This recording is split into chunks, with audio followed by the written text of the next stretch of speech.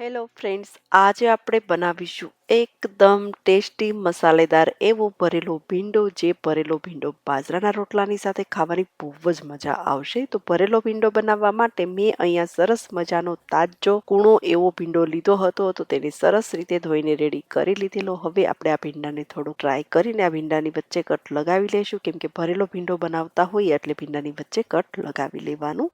તો ભીંડાની વચ્ચે કટ લગાવીને આપણે જે ડીટિયા હોય આગળનો અને પાછળનો ભાગ તેને કટ નથી કરતા, પણ જો તમારે કટ કરવા હોય ને તો તમે કરી શકો. તો એકદમ કૂણો માખણ જેવો ભીંડો છે, એટલે આ શાકને ચડવામાં ફક્ત 4 થી 5 મિનિટ જેટલો જ ટાઈમ લાગશે અને બહુ જ મીઠું એવું શાક બનતું હોય છે. તો હવે આપણે જેટલો ભીંડો બનાવવો હોય એટલા ભીંડાની વચ્ચે કટ લગાવી લઈશું. તો ભરેલો ભીંડો બનાવવા માટે આપણે જેટલો ભીંડો જોઈતો હતો તેને કટ લગાવીને રેડી કરી લીધેલો. હવે ભીંડાની અંદર મસાલો ભરવા માટે આપણે સૌથી પહેલા લસણને ખાંડીને રેડી કરી લઈશું. તો ભરપૂર આપણે લસણ નાખીને તેમનો મસાલો બનાવીશું. તમને લસણ જેટલું પસંદ હોય એટલું તમે નાખી શકો.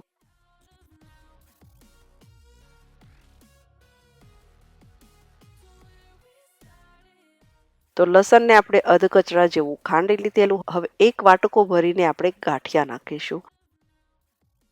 હવે 2 ચમચી જેટલું ધાણા જીરું પાવડર નાખીશું, અડધી ચમચી જેટલી હળદર નાખીશું, અડધી ચમચી તીખું મરચું નાખીશું, લાલ મરચું, 2 ચમચી કશ્મીરી લાલ મરચું નાખીશું અને સ્વાદ મુજબ નાખીશું મીઠું. હવે આપણે થોડીક હિંગ પણ એડ કરી દઈશું. તો હિંગ આપણે મસાલામાં જ એડ કરી દેવાની. હવે ગાંઠિયાને ખાંડી લઈશું. સરસ રીતે મસાલાને ખાંડીને મિક્સ કરી લઈશું.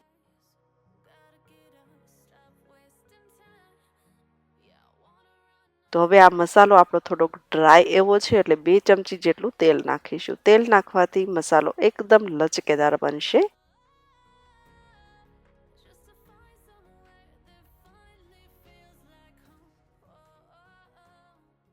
અને ઉપરથી લીલા ધાણા પણ આપણે એડ કરી દઈશું. હવે આપણે આ મસાલાને હાથથી મસળીને મિક્સ કરી દઈશું, એટલે એકદમ લચકા જેવો મસાલો બની જશે. તો આવી રીતના મસાલો બનાવીને તમે આ મસાલો ભીંડાની અંદર ભરી શકો, રીંગણની અંદર, કારેલાની અંદર કે બટેકાની અંદર, કાંઈ પણ તમારે ભરેલા શાક બનાવવા હોય તો આવી રીતના તમે મસાલો બનાવીને ભરેલા શાક તમે બનાવી શકશો. 1 વીક સુધી આ મસાલો સારો રહેશે. ફ્રીજમાં મૂકી દેવાનો એટલે 1 વીક સુધી ખરાબ નહીં થાય. તો ભીંડો પણ રેડી છે અને મસાલો પણ આપણો રેડી છે. તો હવે આપણે ભીંડાની અંદર મસાલો ભરી દઈશું. ભીંડાની અંદર દબાવીને મસાલો ભરીશું, એટલે મસ્ત ભીંડો ટેસ્ટી બનશે.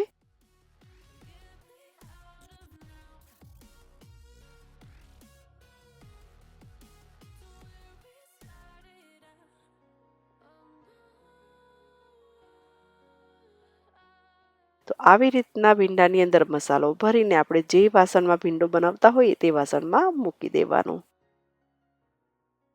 તો જેટલો ભીંડો કટ કર્યો હતો ને તેની અંદર મસાલો ભરી દીધેલો અને પેનમાં આપણે બધો ભીંડો ગોઠવી દીધેલો. હવે આપણો જે એક્સ્ટ્રા મસાલો વધ્યો છે ને, જ્યારે શાક ચડી જશે ને થોડુંક એવું, ત્યારે ઉપરથી એડ કરી દઈશું. પણ તમારે ભીંડામાં આ મસાલો ન નાખવો હોય અને તમારે ડબ્બામાં ભરીને ફ્રીજમાં મૂકી દેવો હોય તો પણ તમે મૂકી શકો. જ્યારે તમારે બીજું કોઈ ભરેલું શાક બનાવવું હોય ત્યારે તમે નાખી શકો. હવે આપણે આ પેન ગેસની ઉપર મૂકી દઈશું. તો એના પહેલા આપણે 4 થી 5 ચમચી જેટલું પેનમાં તેલ નાખીશું. ભીંડાની અંદર તેલ થોડુંક વધારે જ જોઈતું હોય છે. હવે આપણે આ પેન ગેસની ઉપર મૂકી દઈશું. હાઈ ફ્લેમ પર મૂકીશું અને થોડીક વાર તેલ ગરમ થઈ જાય પછી તેમાં ઢાંકણ બંધ કરીને આ ભીંડાને ચડવા દઈશું.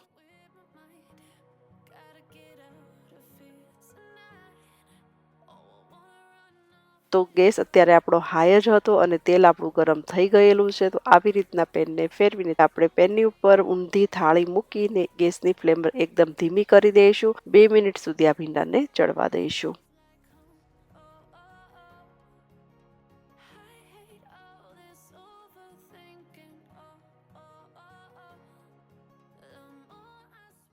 તો 2 મિનિટ જેટલો ટાઈમ થઈ ગયો હતો. હવે આપણે જોઈ લઈએ.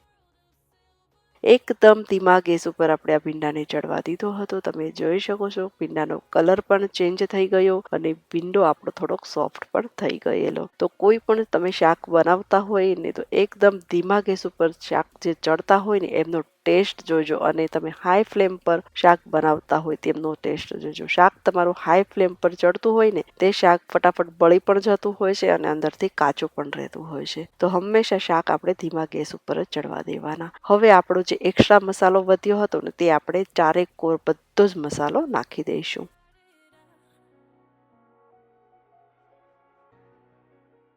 આવી રીતના મસાલો નાખીને ચમચીથી આપણે થોડીક ભીંડાની શીંગોને ફેરવી લઈશું. એટલે ભીંડાની અંદર જે મસાલો ભર્યો હોય ને તે બહાર ન નીકળવો જોઈએ.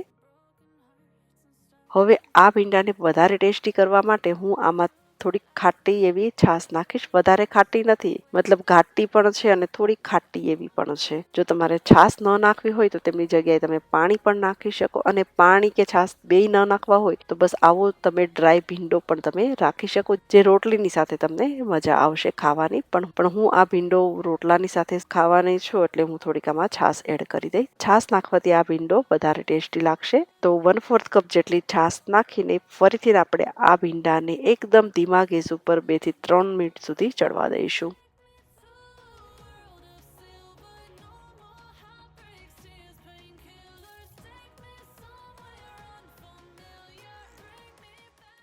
ત્રણ મિનિટ જેટલો ટાઈમ થયો હતો. હવે આપણે આ ભીંડાને જોઈ લઈએ.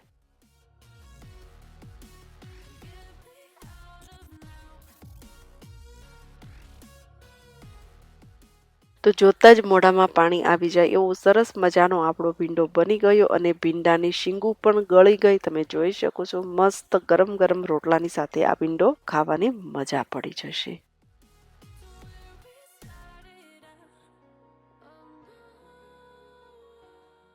તો અહીંયા આપણો જોતાં જ મોઢામાં પાણી આવી જાય એવો ભરેલો ભીંડો બની ગયો. હવે આપણે આ ભીંડાને એક બાઉલમાં સર્વ કરી લઈશું. તો આવી રીતના ભરેલો ભીંડો બનાવીને તમે આ ભીંડો રોટલીની સાથે, ખીચડીની સાથે, બાજરાના રોટલાની સાથે કે મકાઈના રોટલા કે જુવારના રોટલા જે તમને પસંદ હોય તેમની સાથે તમે સર્વ કરી શકશો. તો ફ્રેન્ડ્સ, અગર તમને મારી આ રેસીપી પસંદ આવે તો વિડીયોને લાઈક, શેર અને ચેનલને સબસ્ક્રાઈબ પણ કરી શકો. તો આપણે આવી રીતના નવા નવા વિડીયો લઈને મળતા રહીશું.